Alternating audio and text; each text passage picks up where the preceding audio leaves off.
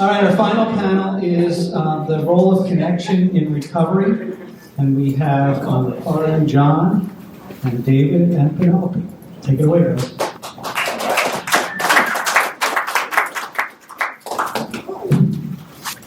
I'm on the far end, I guess. I've been using that a lot. You sure are, now, Nate. Thank you for what you said. Jumped in for their hand today. Can you hear me all right? A little louder. Now get the mic in there. I'm too tall. Well. Is that better? Yeah. Yeah, put a big book under his finger. What do they call these? So, you guys are eating my time here.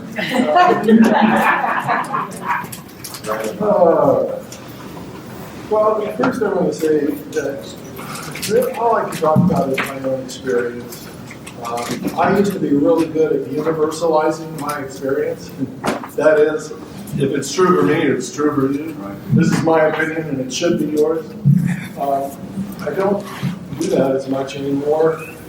So I can only talk about what happened with me. And also, much of what I feel and think about connection today is different from what I thought when I got here and for many years. This is all in retrospect. And I think, for me, that's kind of an important thing to recognize. When I was really young, I loved going out into the fields. I grew up in a town called Thousand Oaks, which was a very, very small town when I grew up. And I liked to just go out by myself in the fields, and I felt really connected that way. But as I got a little bit older, I started feeling more and more disconnected. My first drink, I was a late bloomer. I didn't start drinking until 9. And then my father, I was really, really sick with a cold. My brother was really, really sick with a hangover. He was 9 years older than me, still is. And so he made us hot toddies. And boy, that was good. I remember how good that felt. And then I started in theater, doing stage plays at 11. And that felt really, really good, to be with those people and to be on stage where I had, they gave me the words, they gave me the movement, they told me the emotions, and I could do that. But it also, strangely enough, feels very disconnected after the fact. Even though I was pretty well known for portraying parts that people felt real connected with. And I was also, what a lot of actors are, I was one of those guys that didn't want to have to deal with the people. I was out the back door by the time when the play was over. I was out the back door and zooming a hamburger or something. But I was looking for that connection. I didn't know that. I was about 19, you guys will love this. My first ordination papers was in 1969. It was Universal Life Church, but I took it seriously. And I was seeking. I was really seeking. I got into yoga, I got into all these different things. As you will probably recall, I guess I was about 67, because I was in college and was 17 years old, and I got involved with the anti-war movement, a group called the Resistance. And for me, I recognize now that too was about connection. My brother had been in Vietnam and came back and said, "You're not going." No way. But I still didn't feel really connected.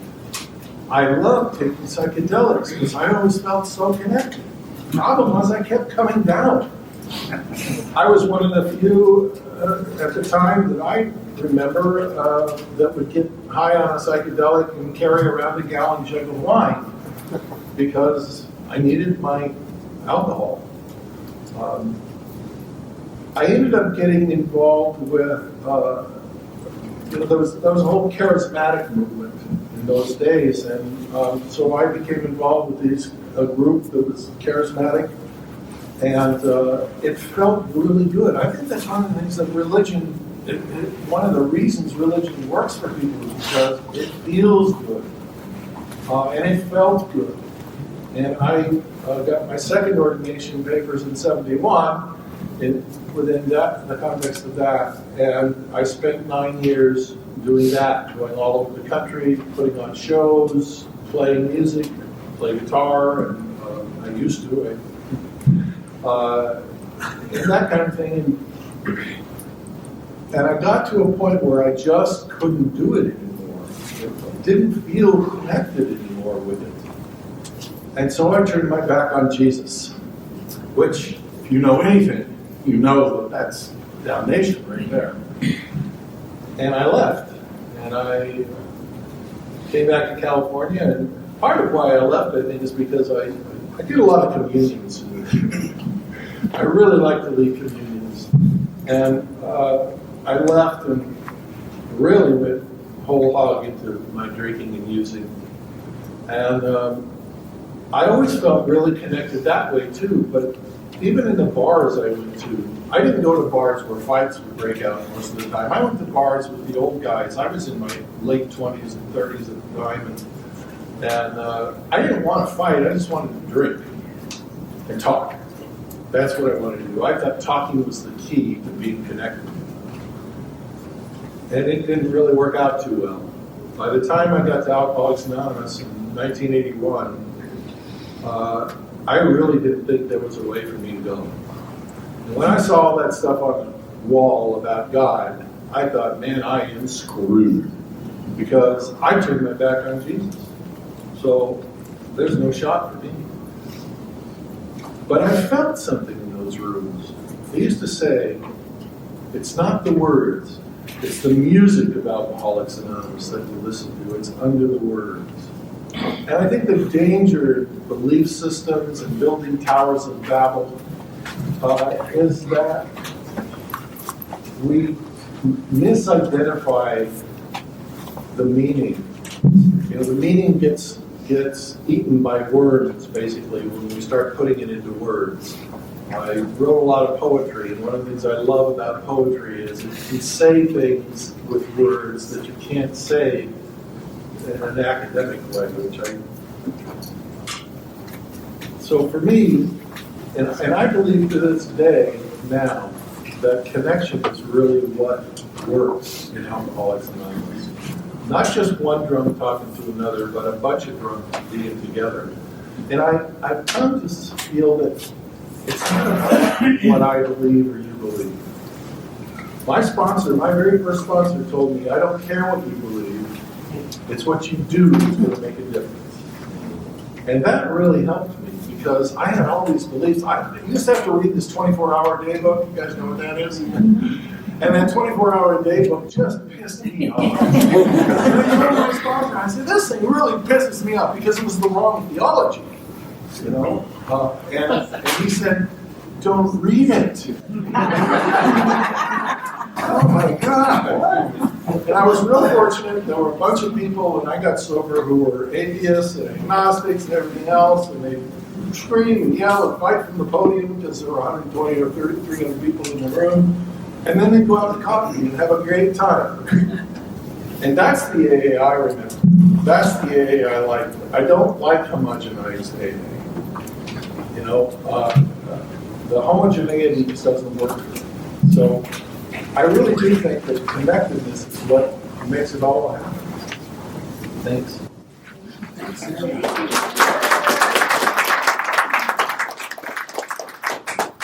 I'm David. I'm an alcoholic. Hey. Yeah, I continue to be amazed that I can hear someone say something, as you just did, and I think, Jesus Christ, that's exactly what I think. Why am I still surprised that you guys tell me stuff that reminds me of me? Yeah, that's pretty much, I got nothing to add, but I will anyway. Because I got a lot more.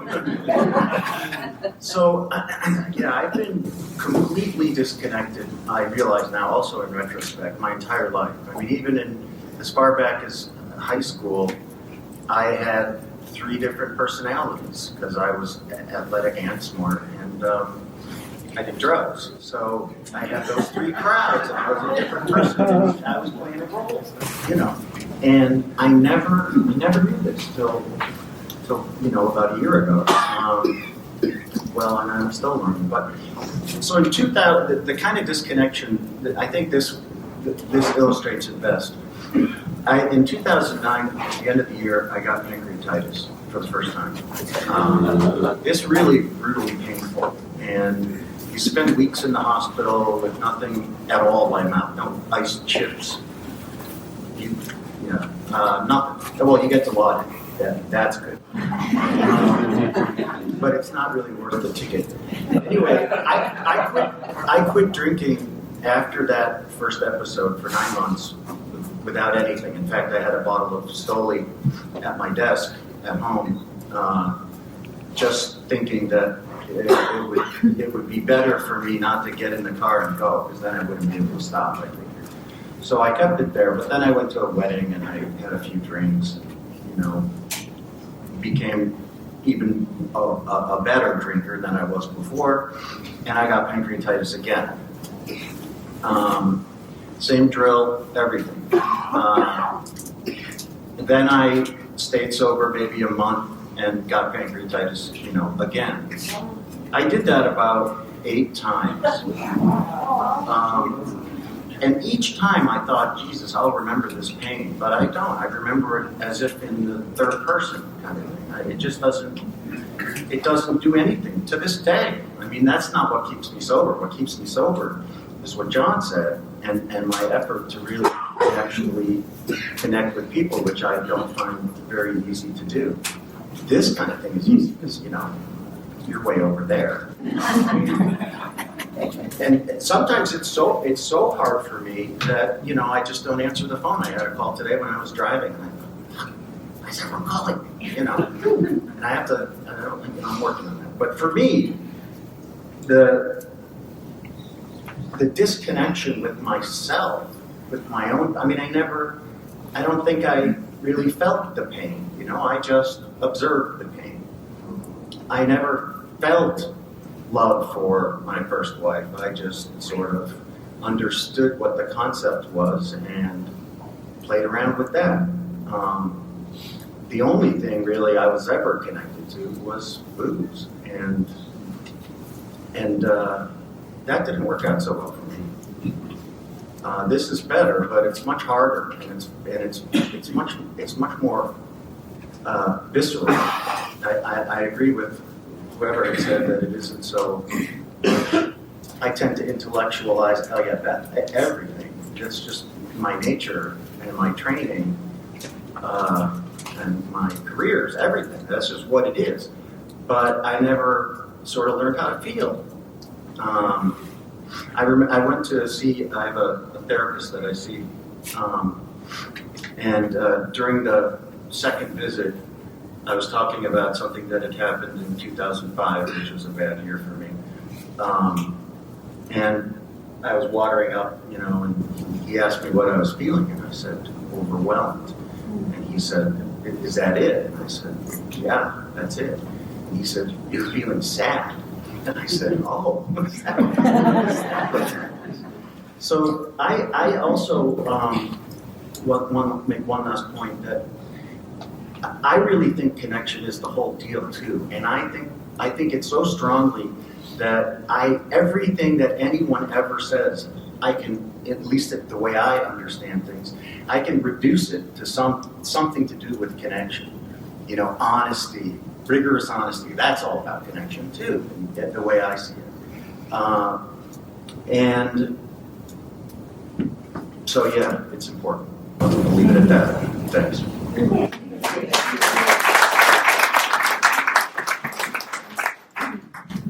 Hi, I'm not being an alcoholic.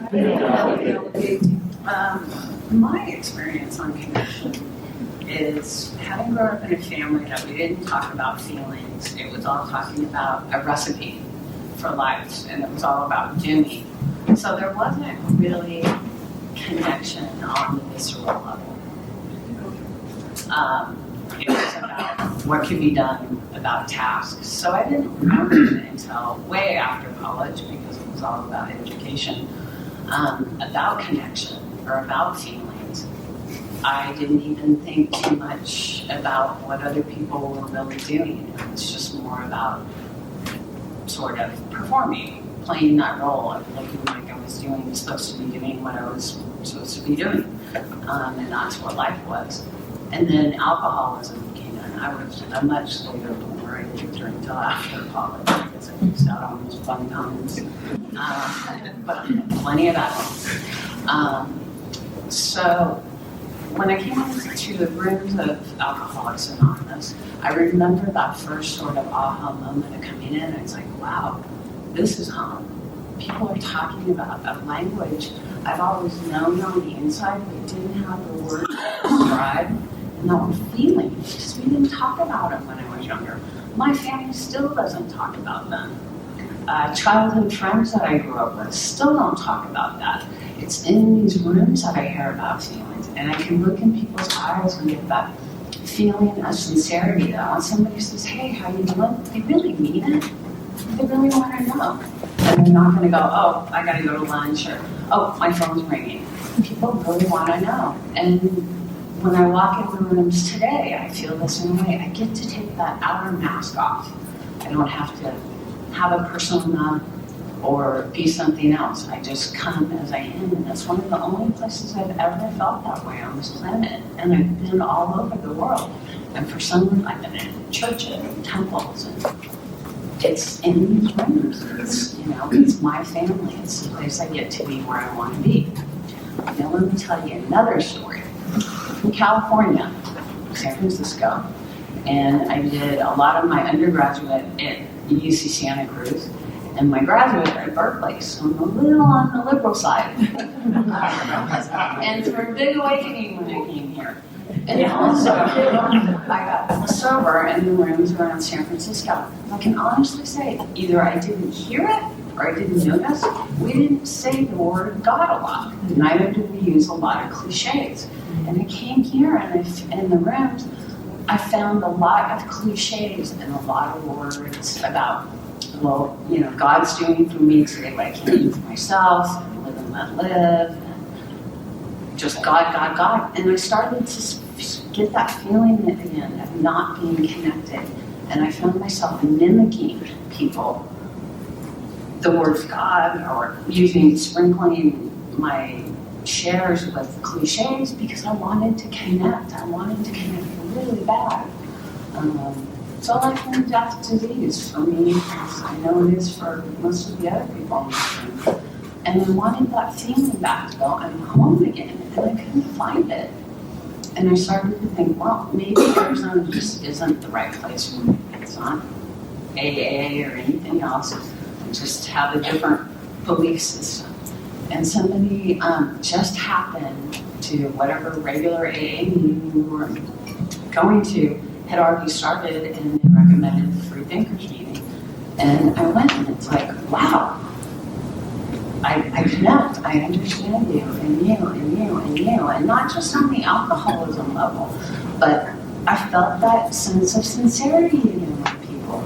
They're speaking the language that I speak on the inside again. And I started to feel like home again. So these meetings are really, really important to me. AA on an umbrella level, but these meetings in particular, because this is where I get to come home and come home again. And with that, I'll pass and open it up. Thank you.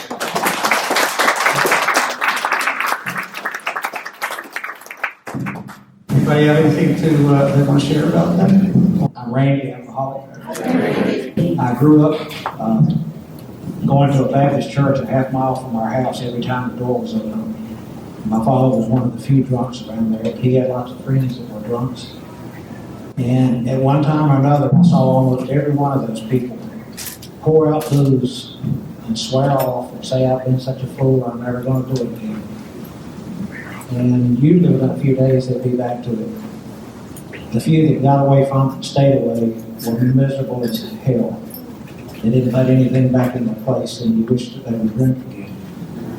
A lot of them were religious, got on their knees and said the exact same prayers that we say that conventional AA says. They could not stay sober till they came to AA and they got sober. What did that prove? The only thing that was missing before was fellowship with fellow alcoholics. They said the same prayers to the same God, but it worked when they found the fellowship. If there's any literature that's conference approved that I really, really approve of, it's the preamble. We are a fellowship, not a program, we're a fellowship of men and women. And our primary purpose is to stay sober and help others achieve sobriety. I agree with that 100%. Thank you. Thank you. Hi, I'm Catherine, recovered alcoholic. I was really afraid the first time I was asked to speak from a podium and tell my story, as most of us have been. And I remember the bearing my soul and, sharing all my yucky stuff and people applauding, of course, as we all do. And even though I expected it, it did something. It opened my heart to realize that people were willing to love me for who I really am and my authentic self. And the fellowship and, the welcoming, the love that I have continued to receive has enabled me to feel free to be my authentic self. And that's something that has, it didn't happen overnight. It was like a little bit at a time, And then I found that two things happen in my life, inside and outside of AA, because I believe this is our classroom where we're supposed to learn to connect out there too, and that when I am authentic, it either encourages others to open their heart and be authentic as well, or they see it as a personal affront where it's reflecting their inability to be authentic and thinking that I'm doing something to make them feel a certain way. And I accept that today because everybody is on a journey, on a path, not just inside AA. So I'm delighted to be my authentic self, and sometimes it offends, but most of the time I receive love back. And that's really what this is about for me. Thank you. Oh, hell, I was just looking for people who tolerate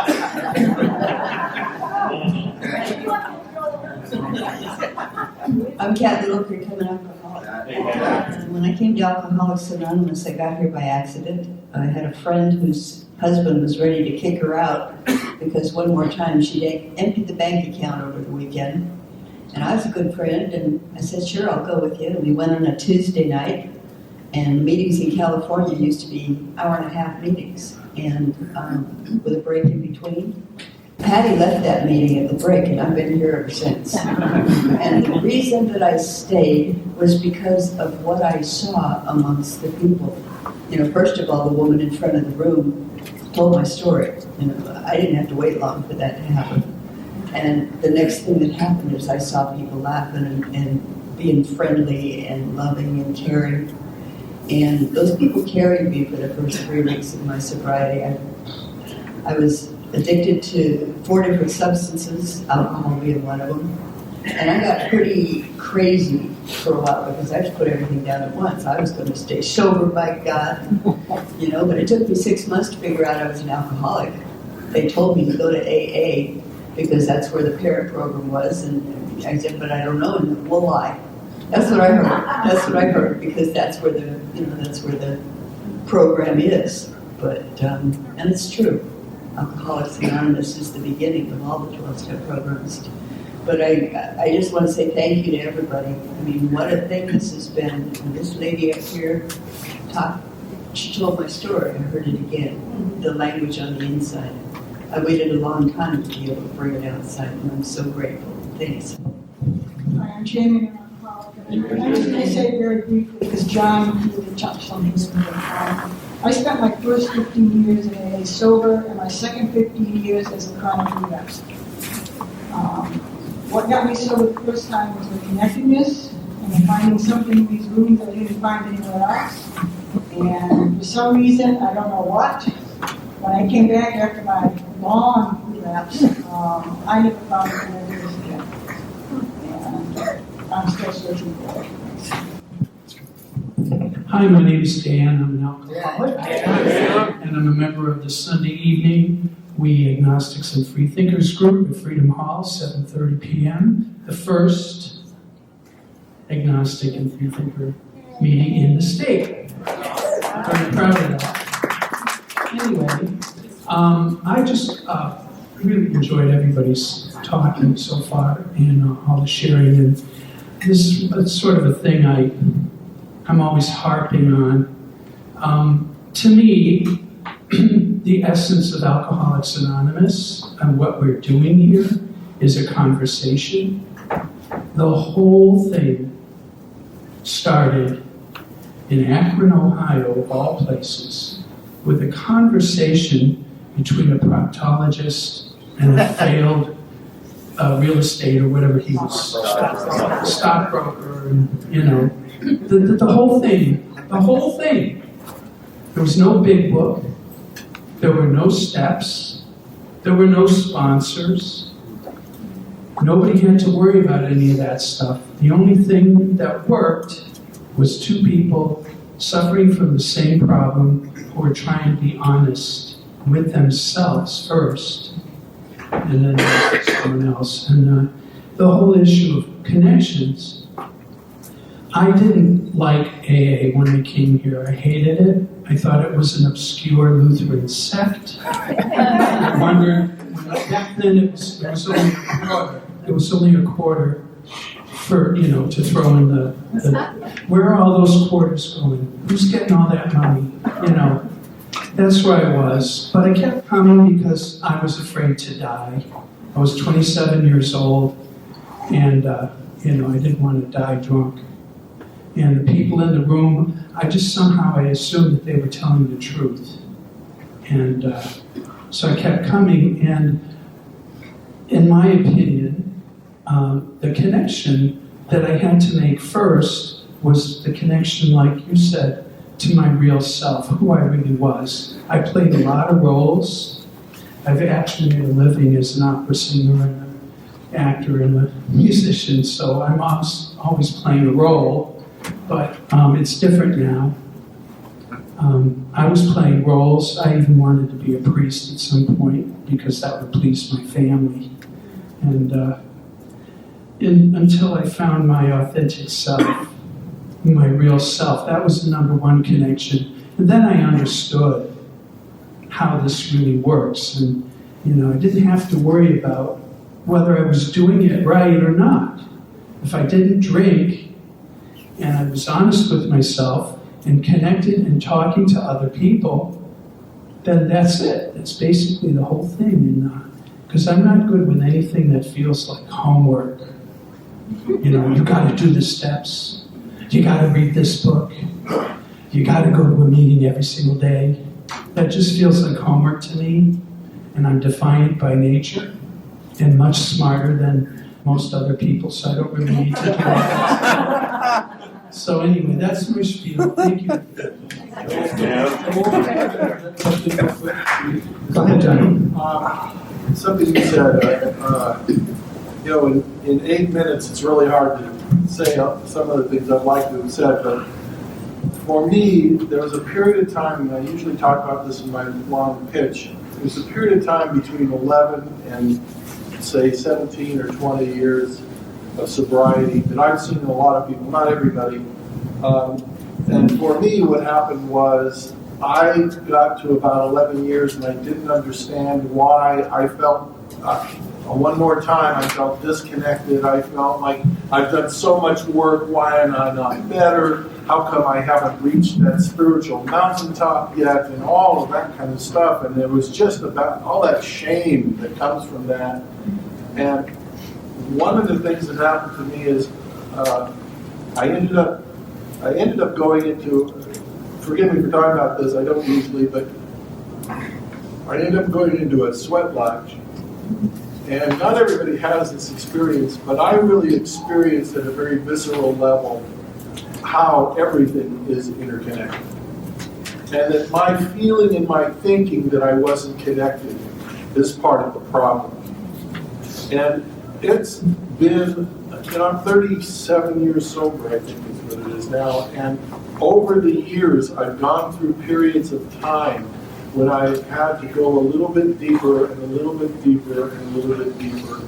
And I don't think this is a process that takes very long, just a little bit longer than a lifetime. Once rigor mortis sets in, I'll have this sucker. So, I really feel that we can get to these spaces. I've been through cycles of depression because I'm a chronic depressive. I've been through cycles of depression that have been very difficult.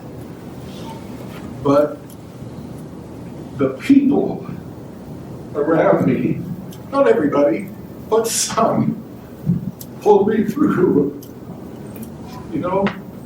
So I hear people when they talk about this, you were talking about chronic relapse, and I really feel for that because I know there were times when I could have easily gone there. I don't know, I'm just stubborn, I guess. And so I feel that. I just want to say that it's not unusual for us to go through that kind of stuff. I have a wonderful woman in my life who is 54 years sober, who's passed now, who told me I was about 33 years sober, and she said, the most difficult years of my sobriety were between 30 and 35. I said, thanks a lot, Louise. I just wanted to share that.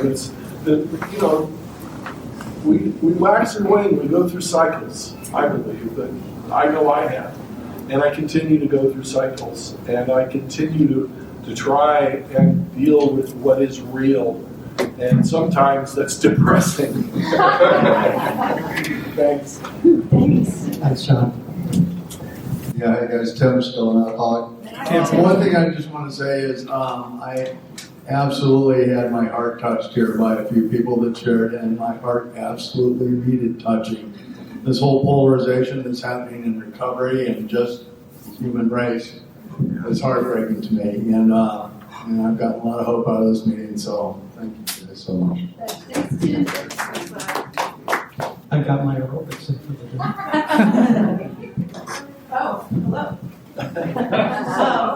This is a really important topic to me because when I came here, I felt very disconnected as well and wanted to stay that way, right? I did not want to be connected to y'all because that meant I was like you.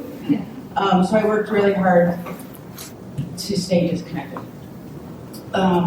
In spite of that, there were people who pulled me in and taught me that it's the steps that could, 2 through 12 are about me getting connected to myself, to a power other than myself, and to you, and to us as a collective, every single one of them.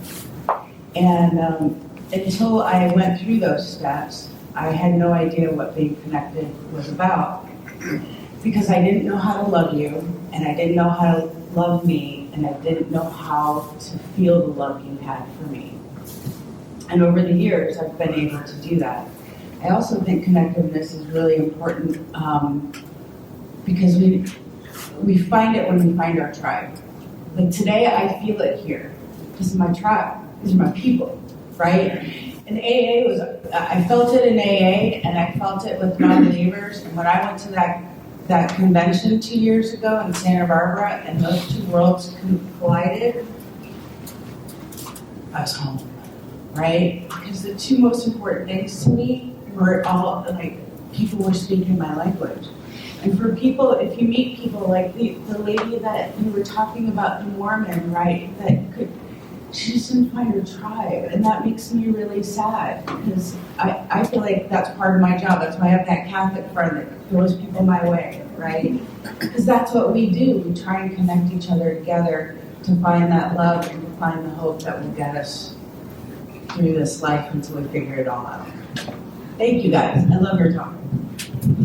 Thanks very much. I think, I'm not mistaken here, but I think most of us in this room had an estrangement from traditional AA, and that's why it's kind of part of why we're here. We have found connectivity within secular. That's really important to all of us. Anybody else? It's just you. I could have waited until you got over here. So I'm gonna probably reiterate what I said before and what Tim just touched on, but what I also have learned, and I appreciate the tribe thing and having people in common, but some of the greatest connections I had have been with people who are different than me. I'm like you, it says, what man wants to be different than his fellow? It's me. I want to be different, and I didn't want to fit in, I wanted to stand out. And so feeling, I resisted connecting. I used to share and people would come up and go, thank you so much, I identified with what you just shared. I tried to explain how they must have misunderstood what it's totally different than anyone else that you could possibly identify with me. Because I was so invested in being different. And I had to learn that I am very different, but my differences don't have to separate me. That's where the healing came in, that connection with myself. Being connected with myself means I'm different than other people, but being able to connect even with the differences is more powerful to me than just meeting people. There aren't a lot of people like me. I have to learn to connect with people that are different, so that's all. Thanks. Thanks, Linda. Anybody else? Yeah, way in the back. One in the back. Get you some roller skates. That's good for me.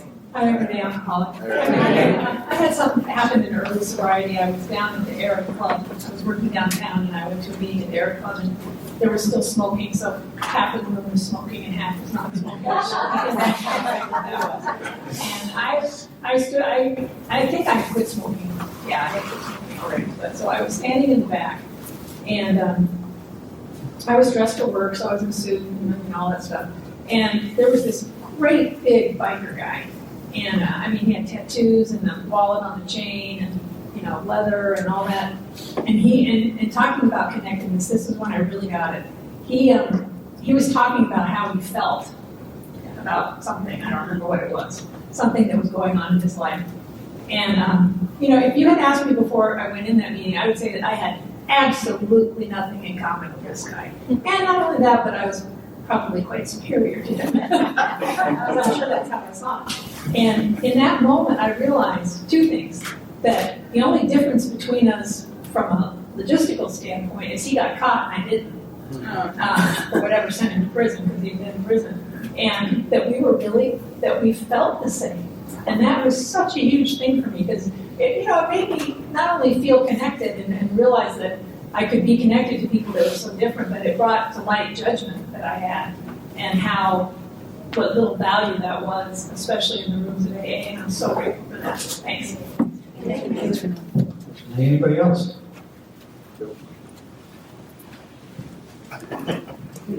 So Dave Alcoholic, I'd like to pay homage to Jim, who got sobriety and cleanliness at 80, and made me think about the, let's say, 5 parts of the Serenity Prayer. So, drop the first word. I grant myself. I seek. A force, grant myself, grant me the serenity.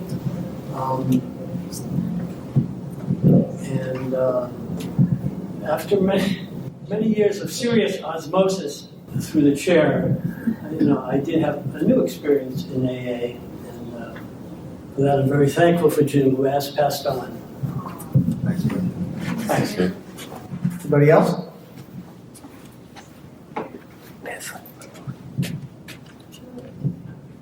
I was returned. My first impression of AA in my first meeting was, boy, they say they're not affiliated with any sect or denomination, and then they preach about rigorous honesty, and then they close with the Lord's Prayer. And what a freaking bunch of hypocrites, and I do not want to belong to this group. But in between, I kept coming back, and it was because people talked about their feelings. And my whole life had been learned about how you play out the roles that you're assigned.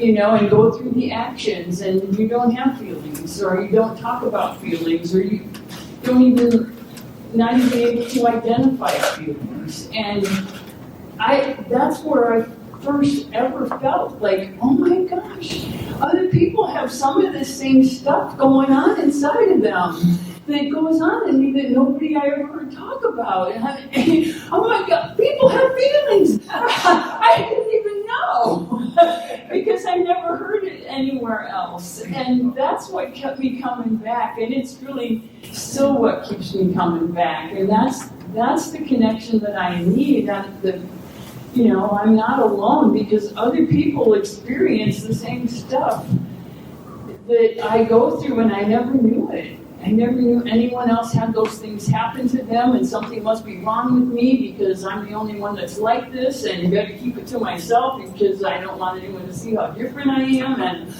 and just keep trying to act that part, and and my whole life was an act, and drinking helped stuff the feelings because they didn't have an assigned role in the parts I was playing. There was nothing to do with them, and that's how AA saved my life. And it's because of the people and not the dogma. I used to believe in Groucho Marx's old saying, I wouldn't belong to any club that would have me as a member. Anybody else want to share? I'm Stacy. I'm still an alcoholic. When I came back into the rooms of AA, a mess, absolutely, well, we all know what that feels like. I walked into that door and I felt at home. I didn't even have 24 hours at the time again,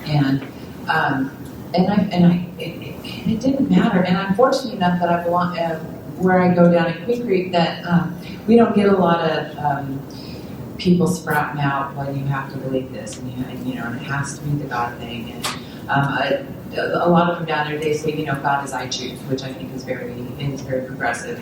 But I think back to, and I don't know a lot about the history of how AA came to be, but how amazing for those two guys to realize that Christianity isn't like, alcoholism is not exclusive. I mean, it's going to affect, everybody. And it doesn't matter what you believe in. It's going to hit, you're going to get it. And how amazing that they understood that and that they were able to, a little bit old-fashioned, but insert it into the literature that says, it doesn't matter what you believe in, just come into the rooms. And, and throughout the day, and I've heard stories about people who, groups who says, you don't belong here. And we should have a bumper sticker. What would Bill W do? Because it's the stories that losing my words, but on the phone, what would you, if you just said, well, what would Bill W say? So I think that the next time somebody brings that up, I'm going to ask them. What would Bill W say? Because I think when it came down to it, he didn't care. He didn't care who you bent the knee to. He didn't care what any of that was. All he cared about was getting people sober and helping people stay sober. So, thank you. Thanks. I think it's important to remember that Bill W. and Dr. Bob both believed in God. They never kept them sober. They didn't get sober until they started talking to each other. One drunk talking to another. Anybody else want to share? Now we'll get closing. Oh, one more. Good. Another country heard from.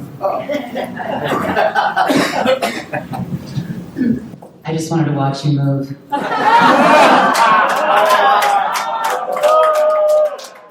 Sarah, I'm an alcoholic. Hi, I really enjoyed this so much today, and I did just want to watch you move. I've been in and out of the rooms. I'm 41, and I've got 9 months now. I really have just enjoyed this today so much because even though I am an agnostic, I'm a scientist, so it's like I do have kind of mixed emotions and one of the things that I've been struggling with is that my sponsor just keeps saying, fake it till you make it. And I'm wondering how many people here have heard that. How many people with your hands still up think that that's probably not the best thing to think? So that's all I had. Thank you. Thank you. Yeah, that goes right along with that rigorous honesty stuff. Oh. If there's nobody else that would like to share, we could at least have some closing remarks from the panel. Keep coming back. Well, I think I would add that what Penelope said and what I've heard here, I still to this day remember, not wasn't that long ago, it was 9 months ago, when I found the agnostics group that is my home group. We were a small bunch that day, maybe 10, sitting around the carpet, not spread out, and it was just unbelievable to me because I really hated AA. I'm not sure, I'm ambivalent now, I guess. But I liked these people, and they were saying the same shit that I had been saying to nobody. And it was just the greatest thing ever. I mean, I can't even, yeah, whatever. So yeah, keep coming back. Yeah, I just want to close with, I think it's duplicity that really gets me out there. And even in the rooms, a lot of duplicity. I noticed that when I had to pretend to believe in something, to belong to something so important to me, I was getting into trouble. That being able to come to the atheist, agnostics, free thinkers was just a godsend.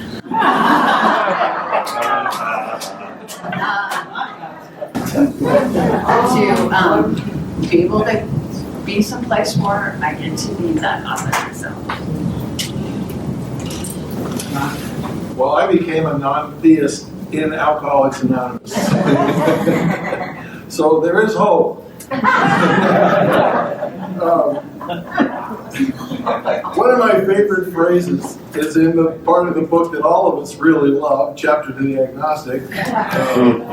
One of them said something about we can only sweep away the ground a little bit, and surely the consciousness of your belief will come to you. Well, I was busy seeking the consciousness of my belief out there all the time.